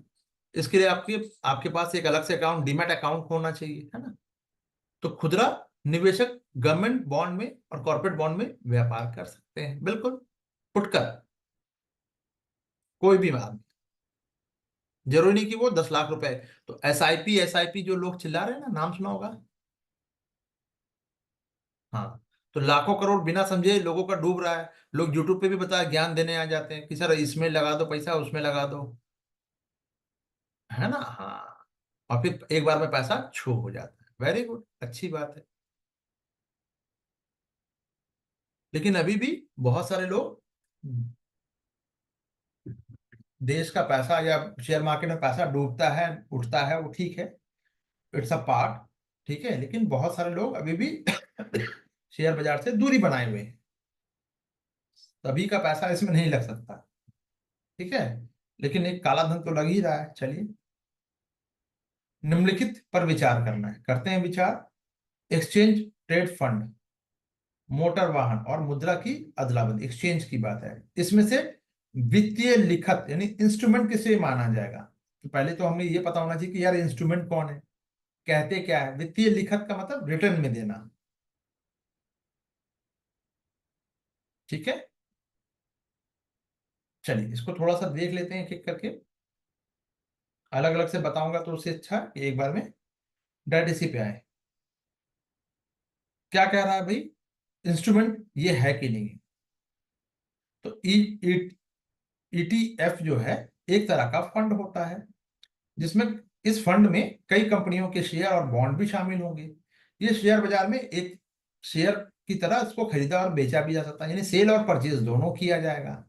और यह लोगों को एक साथ कई जगह पर थोड़ा थोड़ा निवेश करने का मौका देता है। यानी कि आपके पास 100 रुपए हैं, तो आप 10-10 रुपए या 50-20-20 रुपए सब जगह लगा दीजिए। बास्केट, बिल्कुल काइंड ऑफ बास्केट, ठीक है। तो ईटीएफ एक सामूहिक निवेश योजनाओं में इकाई वित्तीय साधन मानी जाती है। यूनिट जो है, इकाइयां मतलब यूनिट की बात हो रही है। म्यूचुअल फंड, हाँ बिल्कुल म्यूचुअल फंड, क्योंकि एक तरह का एक कॉन्ट्रैक्ट होगा जो कई सारी वित्तीय परिसंपत्ति में निवेश होगा, और दूसरी जगह पे फंड का मैनेजमेंट को भी दिखाएगा। दोनों चीजें होती हैं। एक तरह का म्यूचुअल फंड, म्यूचुअल फंड क्या है, आपका 100 रुपीज है, उसको 10 जगह पे आपने नहीं, बट आपने म्यूचुअल फंड में लगा दिया। कई तरह के म्यूचुअल फंड होते हैं, और उस फंड में क्या होगा कि आपके पास जानकारी नहीं है या जानकारी का अभाव है, तो आपने एक प्रोफेशनल को हायर कर लिया, एक तरह समझिए प्रोफेशनल अपने हिसाब से। किसी जगह पे आपको 10 रुपए का फायदा होगा, किसी में 8 रुपए का नुकसान होगा, कहीं पे 20 रुपए का फायदा होगा, किसी पे 4 रुपए का नुकसान होगा। तो अमूमन अमूमन एग्रीगेट आप देखिएगा कि ये पॉजिटिव में है, ये नेगेटिव में है, ये पॉजिटिव में है, ये नेगेटिव में है। तो 12 रुपए का नुकसान हुआ और 30 रुपए का फायदा हुआ, यानी कि 8 रुपए इधर और 18 रुपए का आपको क्या हो गया, कुल मिला के प्रॉफिट ही हुआ। किसी में नुकसान, किसी में फायदा, और कुल मिला के 18 रुपए। एक एग्जाम्पल दिया मैंने। मोहित कुमार, बात समझ में आ रही है। मयंक जी, चलिए, मोटर वाहन का मतलब क्या है। कार स्कूटर खरीदना है, आने जाने सामान ढोने, ट्रांसपोर्टेशन वाली बात है, ठीक है, मोटर वाहन, ट्रक। तो ये वित्तीय साधन नहीं है, बल्कि फिजिकल फॉर्म में है, इस्तेमाल किया जाएगा। तो वित्तीय अनुबंध या निवेश का प्रतिनिधि नहीं कर सकता। वो आपके लिए निवेश हो सकता है। आपने एक एक छोटा हाथी खरीद लिया है, आपने एक डाला टेम्पो खरीद रखा है, ठीक है, अच्छी बात है, आप उससे पैसा कमा लोगे, ठीक है, लेकिन ये निवेश नहीं माना जाएगा क्योंकि ये भौतिक संपत्ति है। ठीक है। मुद्रा स्वैप, मुद्रा की स्वैप का मतलब क्या है? दो अलग अलग पार्टियां हैं जिस एक निश्चित समय में अपनी अपनी मुद्राओं को आपस में बदलते हैं। तो एक कंपनी के पास डॉलर है, दूसरे के पास रुपए है। तो एक समय, निश्चित समय होगा, देखिएगा, ये याद रखिएगा, तय समय में उन्हें आपस में बदल सकते हैं और दोनों अपनी जरूरतों को पूरा कर सकते हैं। मुद्रा स्वैप का मतलब यही हुआ। मोहित कुमार, मोहित कुमार क्लास में है या गायब हो गए हैं? मोहित कुमार गायब है लगता है, चलिए। तो वित्तीय साधन के रूप में माना जाएगा, बिल्कुल माना जाएगा।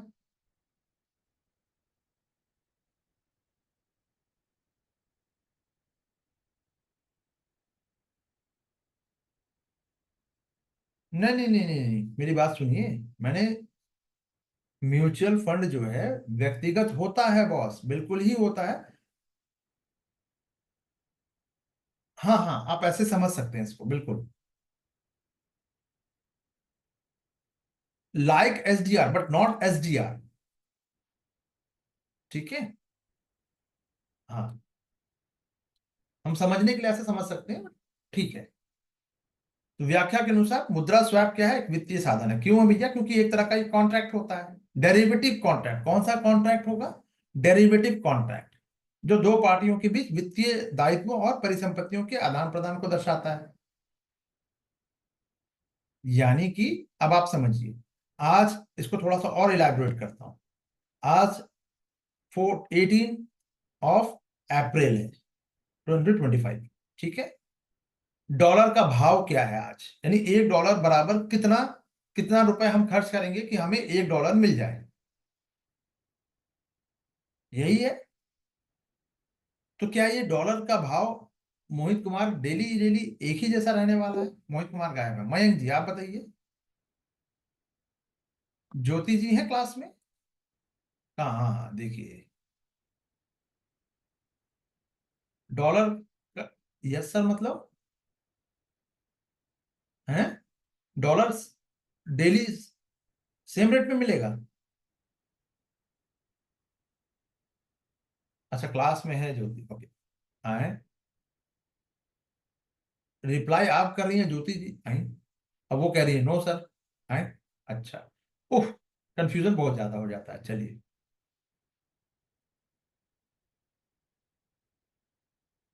अच्छा, आप क्लास में हैं, हाँ। तो डॉलर का भाव कभी 80 रुपए, कभी 82 रुपीज, कभी 82.5 रुपी, 5 पैसा, कभी 10 पैसा, अलग अलग है, फ्लक्चुएट होता रहता है ना? हाँ। तो इसलिए निश्चित समय की बात हो रही है यहाँ पे। निश्चित समय का मतलब कि भैया आज के डेट में क्या डॉलर का भाव है। तो बहुत सारे लोग क्या करते हैं, ये भी एक पैसा कमाने का तरीका है कि भैया बहुत पहले हमने डॉलर को इकट्ठा कर रखा है, अब उसको बेचेंगे जब उसका कीमत ज्यादा हो जाएगा।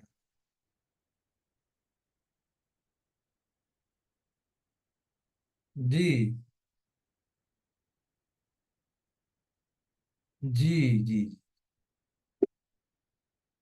अब मोहित कुमार अगर होते तो शायद अभी कहते डॉलर मतलब बनियान। Very good. क्लियर है सभी को? तो ये परिसंपत्ति को भी दिखाएगा क्योंकि इसको बेचा भी जा सकता है ना? चलिए। अच्छा, 1 लाख डॉलर अगर मैं चाहूं, मैं ऐसी पूछ रहा हूं आप लोगों से कि मैं अमेरिका में रहता हूं और 1 लाख डॉलर कैश में लेके आ सकता हूं इंडिया? मेरा पैसा है, मैंने टैक्स भी दे रखा है। ध्यान रखें, मैंने टैक्स भी दे रखा है, सब कुछ मतलब लीगल मनी है। पर मैं, मुझे कैश लेके आना है। कैश ला सकता हूं? नहीं। क्यों? अच्छा, $20, $30 ला सकता हूं मैं?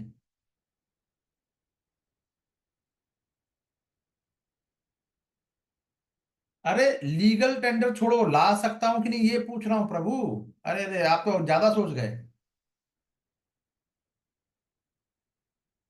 तो लीगल टेंडर नहीं है तो आप यहां पे इसलिए गलत हो गए कि भैया $10,000 तो मैं ला सकता हूं।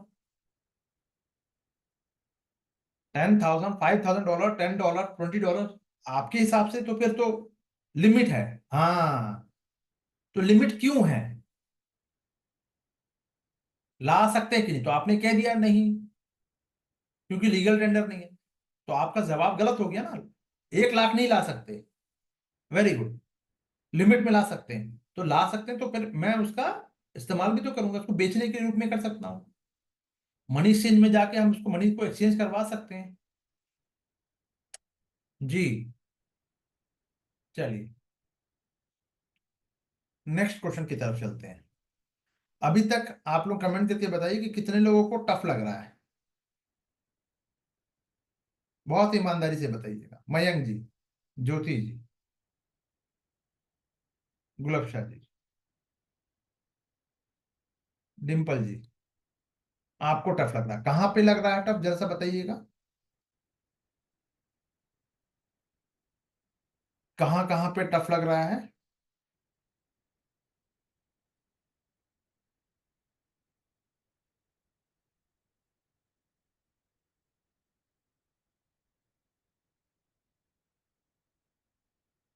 Good question sir. है।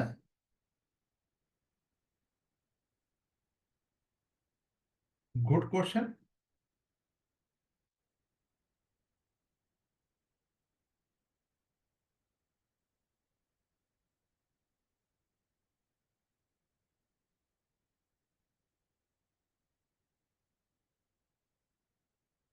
अच्छा, अंडरस्टैंडिंग के लेवल पे। अरे दादा, ये तो मेरा ही डायलॉग मार दिया गया मुझ पे। Good question. Hmm. Jyoti ji, mind में लगता है सर। ओके। फैमिलियर नहीं है, बहुत लंबे समय से छोड़ रखा है आपने। डिम्पल जी, करंट अफेयर की क्लासेस में आप नदारद नदारद रही हैं लंबे समय तक। बीच बीच में छोड़ छोड़ के आपने क्लास लिया है, तो कहीं ना कहीं आपको ये इसका पे बैक तो करना पड़ेगा। इसीलिए दिक्कत आ रही है। ये सारी बातें मोर और लेस 80% तक बातें करंट अफेयर की क्लास में हुई है। और ऐसा नहीं है कि आपने बिल्कुल क्लास नहीं ली है, मैं ये नहीं कह रहा हूं। बट बहुत सारी आपकी गैप हुई है चीजें, इसीलिए वो ब्रिज टूटी हुई है। ब्रिज का मतलब जो पुल बनना चाहिए था उसमें से बीच बीच में ब्लॉकेज है। इसके वजह से थोड़ा सा टफ लग जाता है। अरे यार इकॉनमी, जबकि ये मैंने आपसे पहले ही कहा ना कि दुनिया का सबसे आसान, समझ में आया तो दुनिया का सबसे आसान, और नहीं समझ में आया तो दुनिया का सबसे टफेस्ट पेपर हो जाता है। ऐसा मार्केट में बनाया गया है। हाँ, अंडरस्टैंडिंग के लेवल पे आपको समझ आ रहा है कि नहीं ये बताइए। हम कोशिश करेंगे कि भाई इसको और कुछ कुछ, मैं यहीं तक नहीं रुकूंगा। कुछ चीजें आप लोगों को टर्म्स निकाल निकाल के मैं इसको इलाबरेट करके भी दे दूंगा। ठीक है सर, आपने जो एक्सप्लेन किया है उसे समझ आ रहा है, उसमें समझ आ रहा है। ठीक है ठीक है। ठीक है चलिए। ठीक है भाई, चलिए आगे बढ़ते हैं।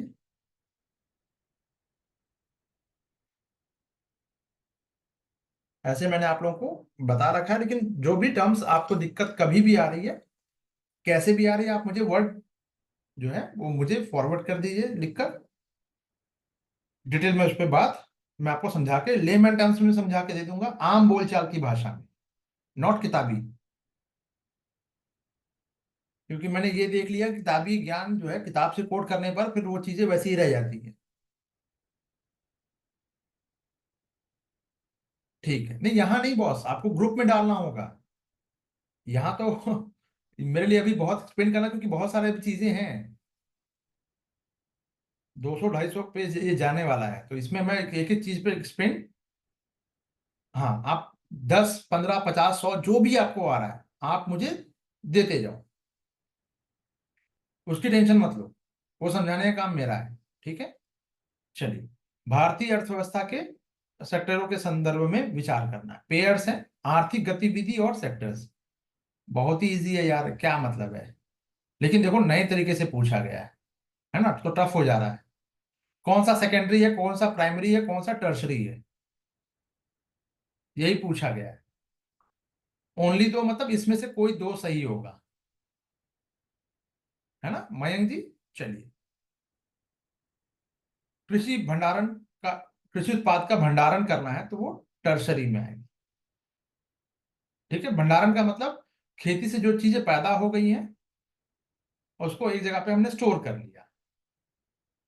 ठीक है, तो वो सेकेंडरी सेक्टर किसको कहते हैं, उसमें वो चीजें आएंगी या वो गुड्स आएगा जिसमें प्राकृतिक चीजों के बदले कुछ नई चीजें बनाया जाता है, जैसे कि कपास से कपड़ा बना। तो प्राकृतिक प्राइमरी क्या हो गया, कपास, कपड़ा बन के तैयार हुआ सेकेंडरी। क्लियर। तो व्याख्या में कहा गया है, तो ये कृषि उत्पाद का भंडार जो है किसमें आता है, ये पूछा गया है। ये देखिए द्वितीय, तो स्टेटमेंट क्या हो जाएगा हमारा, रॉन्ग, टर्सरी में आता है। ठीक है, तो तृतीय क्षेत्र गतिविधि से जुड़ा हुआ है, जो प्राथमिक और द्वितीय क्षेत्रों को मदद करती है। सामान को एक जगह से दूसरी जगह ले जाना, बेचना, स्टोर करना, ये सब टर्सरी में है, सुमेलित नहीं है। क्लियर। इससे कंफ्यूज मत होइएगा कि ये वाला जो लाइन है, ये देखिए डेयरी फार्म प्राथमिक, डेयरी फार्म प्राथमिक, तो इस ये यहाँ पे सही होगा, ऐसा एक्सपेंड में हमने अलग कर दिया है इसको। ठीक है, चलिए, हालांकि ये जो मैच सेम मतलब सही मैच हो रहा है। ठीक है, डेयरी फार्म क्या है, एक जगह जहाँ गाय भैंस पाली जाती है, दूध निकाला जाता है, प्राथमिक सेक्टर में आएगा। सीधे प्राकृतिक रूप से हमें नेचुरल प्राप्त हो रही है, मछली पकड़ना, खनन करना एक ही जगह पे हो रहा है। ठीक है, अब उसको प्रोसेस करना है तो दूसरा चीज हो गया। ठीक है, तो डेयरी फार्मिंग जानवर से दूध निकालने से, दूध प्राप्त करने से जुड़ी हुई है, तो ये प्राकृतिक। तो अब डेयरी फार्मिंग की जगह अगर हम बात करें, हनी की बात करें, मशरूम फार्मिंग की बात करें, प्राथमिक क्षेत्र में आएगा। कॉमन सेंस लगाओ। ठीक है, मछली पालन, वो भी आ जाएगा। चलिए, खनिज का की खोज जो है वो टर्सरी में है, सुमेलित है या नहीं। तो खनिज की खोज का मतलब है कि लोहा और खनिज का पता लगाना, तो ये भी अब निकालिए और उसको पता लगाना है। जैसे कि कई बार आप पेपर में पढ़ते हैं कि भाई कावेरी बेसिन में एक गैस का इतना क्यूबिक टन खोजा गया, तो वो कौन से सेक्टर में आ रहा है, खनिज की हो या गैस की हो, जो भी हो वटेवर, उत्पादन में मदद करेगी। तो ये आ जाएगा, ये तृतीय में ना आके चतुर्थ में आ जाएगा। खोज की बात हो रही है, ज्ञान की बात हो रही है ना, क्वाटनरी में। ठीक है, तो रिसर्च वगैरह और विकास विकास की बात है, तो खोज के लिए तकनीकी विशेषज्ञता की आवश्यकता होती है इसमें। तो ये भी मैच नहीं कर रहा है। ठीक है, चलिए, कपड़ा बुनाई, कपड़ा बुनाई अभी हमने देख लिया था। यहाँ पे देखो तो यार, कपड़ा बनना ऐसे ही मिल गया था। तो यहाँ पे द्वितीय सेक्टर, कपास से कपड़ा बुनाई, पहले धागा बन गया फिर से कपड़ा बना दिया हमने। तो कपास की बात करें तो प्राथमिक क्षेत्र में, लेकिन उपयोग की बात करें विनिर्माण क्षेत्र की प्रक्रिया है कपड़ा बनाना, तो ये द्वितीय क्षेत्र में आएगा।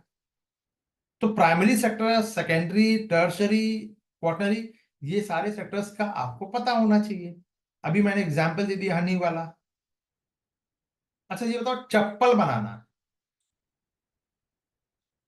कौन से सेक्टर में आएगा, या सॉफ्टवेयर, सॉफ्टवेयर, शशांक जी, मैं सॉफ्टवेयर बना रहा हूँ। लो, विशु पांडे भी आ गए, अवस्थिति दर्ज करा दी। अच्छा, गायब होने से ही होगा, टर्सरी या क्वार्टनरी।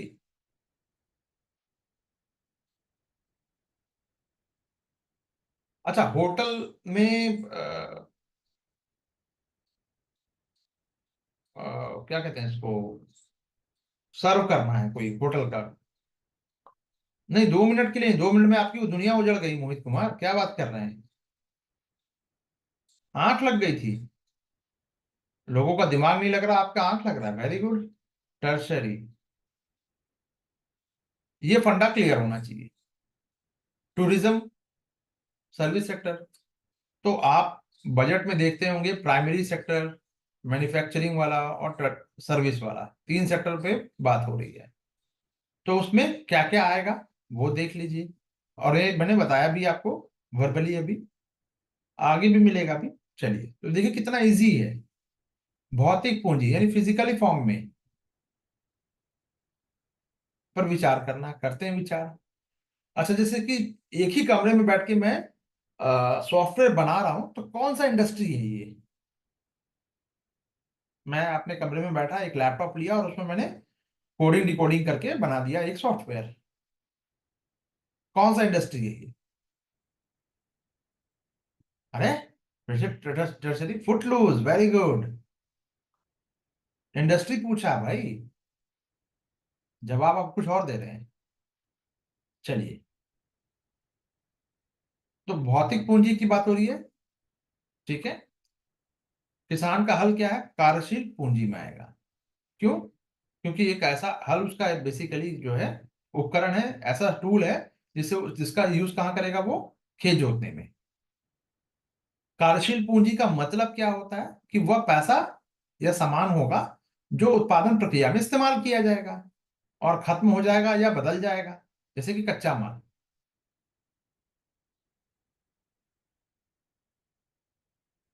ठीक है।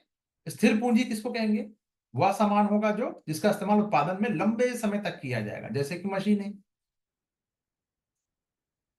तो व्याख्या में पूछा गया कि ये कार्यशील पूंजी, किसान का हल क्या कार्यशील पूंजी में आएगा। जवाब है किसान का हल एक स्थिर पूंजी, लंबे समय तक।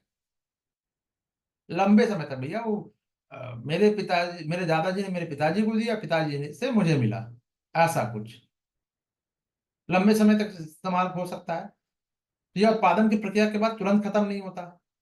क्लियर। कंप्यूटर की बात करें, डेफिनेशन हमने जान लिया। डिम्पल जी एंड ज्योति जी, मयंक जी,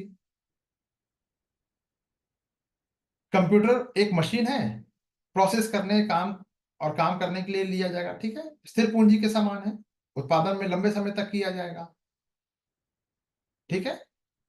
तुरंत तो खत्म नहीं हो रहा, तो ठीक है भाई, चलो स्थिर पूंजी में आएगा, बिल्कुल सही बात। बुनकर द्वारा प्रयोग किया जाने वाला सूत्र, ये तो यार पलट जाएगा ना। तो ये कार्यशील पूंजी में आएगा, स्थिर में कैसे आएगा, क्योंकि जैसे सूत्र बना तो कपड़ा बन गया ना। धागा थ्रेड में है, वो तो कपड़ा बन गया, तो उसका अस्तित्व ही समाप्त हो गया। अस्तित्व समाप्ति मतलब उसका ट्रांसफॉर्मेशन हो गया, दूसरे फॉर्म में हो गया, ठीक है। तो कार्यशील होगा क्योंकि कपड़ा बनाने की प्रक्रिया में इस्तेमाल होकर खत्म हो जाएगा। रॉ मटेरियल है वो सूत, तो सम्मिलित नहीं होगा, यानी स्थिर पूंजी ना होकर वो कार्यशील पूंजी होगी। पेट्रोल की बात करें, गाड़ी चलाने मशीन चलाने में इस्तेमाल किया जाएगा, उत्पादन में इस्तेमाल होकर खत्म हो जाएगा। पूछा है कार्यशील पूंजी, तो ये कार्यशील पूंजी ही है, खत्म हो जाएगा, इसलिए कार्यशील पूंजी। स्थिर पूंजी का मतलब क्या हुआ, स्टेबल, लंबे समय तक चलता रहे। डेफिनेशन समझ में आया कुछ।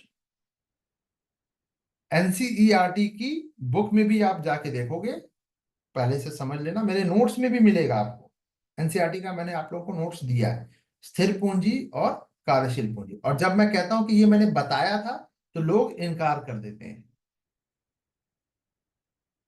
कि नहीं नहीं सर, आपने नहीं बताया, कुछ भी क्वेश्चन को आप ये कर रहे हैं। मेरे नोट्स में है ये, आप चेक कर लो, ठीक है। चलिए, विदेशी बैंकों के साथ व्यवहार करते समय, विदेशी बैंक मतलब एक्सिस बैंक, वो क्या बोलते हैं इसको, सिटी बैंक, लंदन वाला, ठीक है, ऐसे एग्जाम्पल ले लेते हैं। विदेशी बैंकों के साथ व्यवहार करते समय आरबीआई द्वारा जो अधिरोपित नियम या नियमों के संदर्भ में बात करना है, ठीक है। भारत में पूर्ण स्वामित्व वाले, यानी 100% इक्विटी या शेयर उसके पास हो, सहायक बैंकों के लिए कोई न्यूनतम पूंजी की आवश्यकता नहीं है, यानी कोई भी अपना बैंक खोल सकता है। कैसा है, जबकि आरबीआई ने कह रखा है कि कोई भी बैंक को खोलना है तो उसके लिए पास कितनी कार्यशील पूंजी होनी चाहिए, एक मिनिमम तो, मैक्सिमम का नहीं बताया गया, लेकिन मिनिमम तो बताया गया कि कम से कम 1,000 करोड़ तो होना ही चाहिए, इस तरह की बातें कही गई है। तो क्या कोई भी पूर्ण स्वामित्व वाले बैंकों में कोई न्यूनतम पूंजी की आवश्यकता नहीं होती? न्यूनतम पूंजी, देखिए मैक्सिमम की तो बात ही नहीं हो रही है, आवश्यक नहीं होती है। फर्जी बात, गलत हो जाएगा स्टेटमेंट। ठीक है, दूसरा स्टेटमेंट है, मैं स्टेटमेंट को ही यहाँ पे ये कर दे रहा हूं ताकि हम रिपीटेशन से बच जाएंगे। इसका मतलब क्या है, ये कथन क्या कह रहा है कि अगर कोई विदेशी बैंक भारत में अपनी पूरी तरह से मालिकाना हक वाली केंद्रीय शाखा खोलना चाहता है तो उसे प्रारंभ करने के लिए कोई खास कम से कम पैसा लगाने की जरूरत नहीं है। यानी कि मेरे पास 10 रुपए, तो क्या मैं बैंक खोल लूंगा? पॉसिबल है? आरबीआई का गाइडलाइंस है कि पूर्ण स्वामित्व वाली अगर सब्सिडरी को कम से कम 300 करोड़, सब्सिडरी का मतलब क्या हुआ, बैंक तो भैया यूके में है, इंडिया में उसका एक ब्रांच खोला गया, ये सब्सिडरी ब्रांच है। ठीक है, तो आपको मिनिमम 3 बिलियन रुपए की पूंजी लगानी पड़ेगी, ताकि आपको और उन्हें अच्छे तरीके से कामकाज भी चलाना होगा। ये बात समझ में आई नहीं आई? आ गई। चलिए नेक्स्ट देख लेते हैं, पूर्ण स्वामित्व वाले बैंक, सहायक बैंक, वही सब्सिडरी बैंक, बोर्ड के सदस्य में कम से कम 50% भारतीय नागरिक होने चाहिए।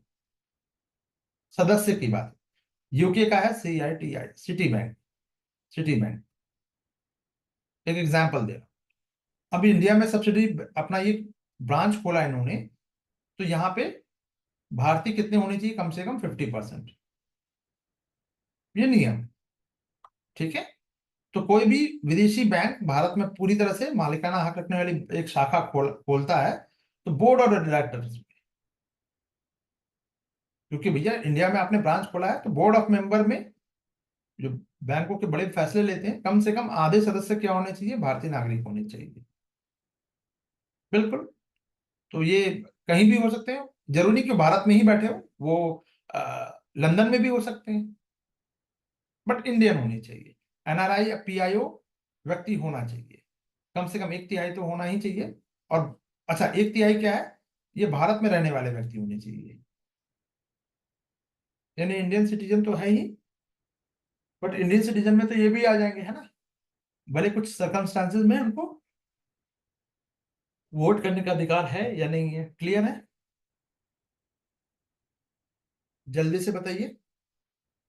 चलिए, भारत में वही कॉर्पोरेट सोशल रिस्पॉन्सिबिलिटी के संदर्भ में कई बार रिपीट हुआ है यार ये तो क्वेश्चन। चलिए देख लेते हैं। ये नियम जो है विनिर्दिष्ट करते हैं, डिनोट करते हैं कि सीधे कंपनी अथवा कर्मचारियों को लाभ पहुंचाने वाले खर्चे को, व्यय को CSR कार्यकलाप के रूप में, यानी उसके कार्यकलाप के रूप में नहीं माना जाएगा। चलिए स्टेटमेंट वाइज ही देख लेते हैं, इसका मतलब कि कहना क्या चाह रहा है। तो जो वो डायलॉग था ना 3 इडियट में, अरे कहना क्या चाहते हो, ये वही चीज है। तो यह कथन कहता है कि कॉर्पोरेट सोशल रिस्पॉन्सिबिलिटी 2013 में आया, जिसमें 3% या 2%, जल्दी बताओ, प्रॉफिट का 2% आपको वेलफेयर में खर्च करना, प्रॉफिट का, इनकम का नहीं। ठीक है, तो अगर कोई कंपनी ऐसा खर्चा कर रही है, सीधे कंपनी या कर्मचारियों को लाभ पहुंचाने वाले एक्सपेंडिचर को, कम कर्मचारियों को लाभ पहुंचाने वाले, यानी उस कंपनी के अंदर जो एम्प्लॉय है उनको लाभ पहुंचाने वाले, उस पर व्यय कर रहे हैं, भैया उनका टेबल चेयर अच्छा कर दिया, उनको घर पहुंचने की फैसिलिटी बस लगा दी गई, इस तरह की बातें अगर हम कर सकते हैं। ठीक है, तो सीधे तौर पर खुद की कंपनी या उनके कर्मचारियों को फायदा होता है तो क्या उसे माना जाएगा, या तो स्टेटमेंट कह रहा है नहीं माना जाएगा, तो बात सही है कि ये उसमें नहीं आएगा। उसको नहीं माना जाएगा कि भैया आपने खर्च कर दिया।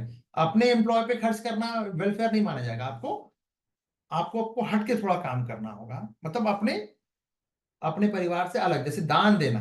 पहले ऐसे समझो, पहले लेमैन टर्म्स में समझते हैं इसको। शेखर जी को पंडित जी ने कहा है कि भैया दान करना है। शेखर जी ने कहा, और 1 लाख रुपए दान करना है। शेखर जी ने सोचा, यार ऐसा करते हैं, छोटे भाई को ना ये 1 लाख रुपए दान कर देते हैं, दान भी हो जाएगा, पैसा घर पे भी रह जाएगा। क्या उसको दान माना जाएगा? शेखर जी, घर का पैसा घर पे रह जाए। कई बार एक रिचुअल्स है, शायद आप लोगों को ध्यान हो तो, कि 5 जगह से भिक्षा मांगनी पड़ती है। ऐसे रिचुअल्स हैं, ठीक है।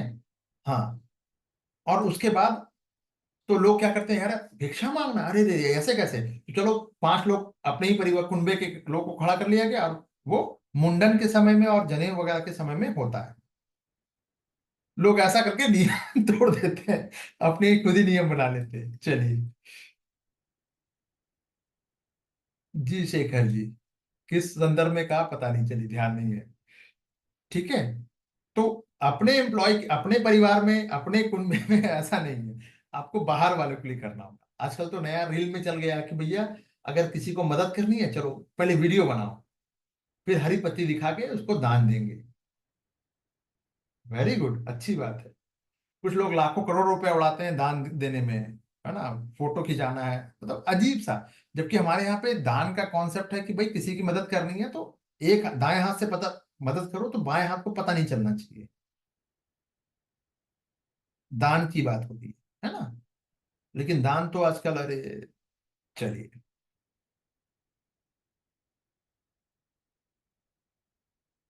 व्याख्या के अनुसार कथन क्या है, सही है,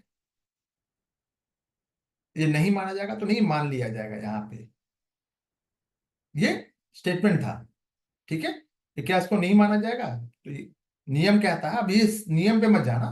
बस ये नियम है ऐसा कि अगर कर्मचारियों के या उसके परिवारों के लिए आप स्कूल, हॉस्पिटल, कॉलेज बना दे रहे हैं, ठीक है, या फिर लाइब्रेरी बना दे रहे हैं, तो उन इसको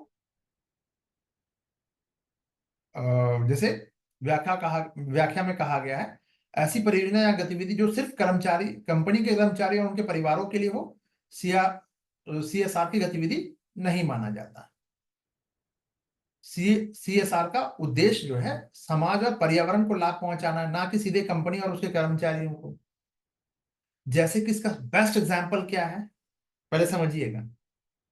बेस्ट एग्जांपल है जमशेदपुर का एक टाटा कंपनी। अब उनके अपने एम्प्लॉय के लिए जो फैसिलिटी है, शायद मुझे लगता है वर्ल्ड में कहीं नहीं है, पूरे वर्ल्ड में कहीं नहीं है उस तरह की फैसिलिटी। लेकिन क्या वो बाकी ये फैसिलिटी बाकी लोगों, बाकी लोग, आम लोगों को मिलती है? हाँ ठीक है, सड़क बन गया तो थोड़ा सा उनको भी बेनिफिट मिल गया। ठीक है, कोई हॉस्पिटल है तो वहां आप जा सकते हैं, लेकिन वही बात है कि मुंह मांगा अब कीमत देना पड़ता है, ठीक है, वो क्या अलग चीज है। तो क्या उसको कॉर्पोरेट सोशल रिस्पॉन्सिबिलिटी माना जाएगा? जवाब है नहीं। ठीक है, चलिए। सेकंड है कि सीएसआर का जो नियम है, कार्यकलाप, सीएसआर कार्यकलाप पर होने वाले न्यूनतम व्यय को निर्दिष्ट नहीं करते। अरे न्यूनतम के लिए तो बताया गया ना कि 2% तो कम से कम करना है, ये तो बताया गया है। तो कितना खर्चा करना जरूरी है, डिनोट नहीं करता ऐसा नहीं है, किया है। 2% तो करना ही है, जरूरी है। तो कहा गया है कि गतिविधि पर 2% खर्च करना है, बात खत्म। और वो भी कितना? प्रॉफिट पे। प्रॉफिट कितना, कब का होना चाहिए? 3 साल का औसत होना चाहिए। यानी मान लीजिए कि ये 1 साल लोग, कंपनियां कर सकते हैं कि सर इस साल तो हमारा देखिए प्रॉफिट 0 है, तो 3 साल का प्रॉफिट देखा जाएगा। भैया यहाँ पे प्रॉफिट आपको 10% हुआ, या फिर 10 लाख रुपए मान लीजिए, 10 लाख हुआ, यहाँ पे आपको 0 हो गया, या फिर यहाँ 0 हो गया, यहाँ 20 लाख हो गया, तो 30 लाख प्रॉफिट माना जाएगा और 30 लाख का 2% निकाला जाएगा।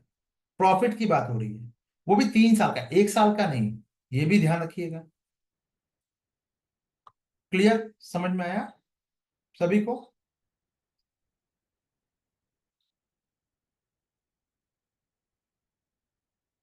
चलिए,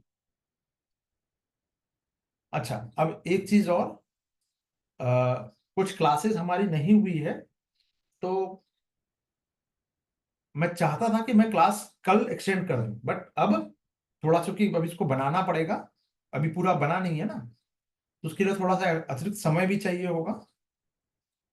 हम क्लास मंडे को रखेंगे और इसको मैं आज जो भी बन जाएगा आज तक का, इसको मैं फिर से आप लोगों को शेयर कर दूंगा,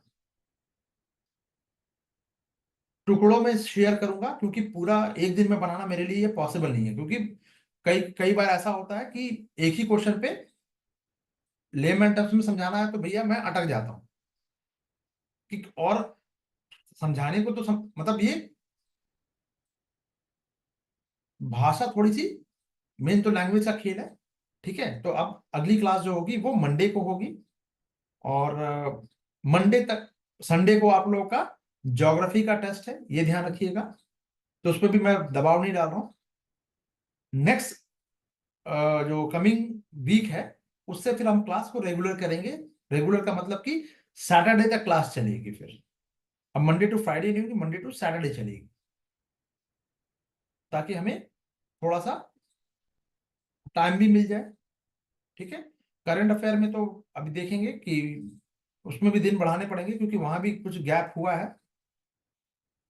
ठीक है, चलिए, ओके गाइस, कमेंट करके अब आप लोग चाहें तो बता सकते हैं कि कितना समझ में आया।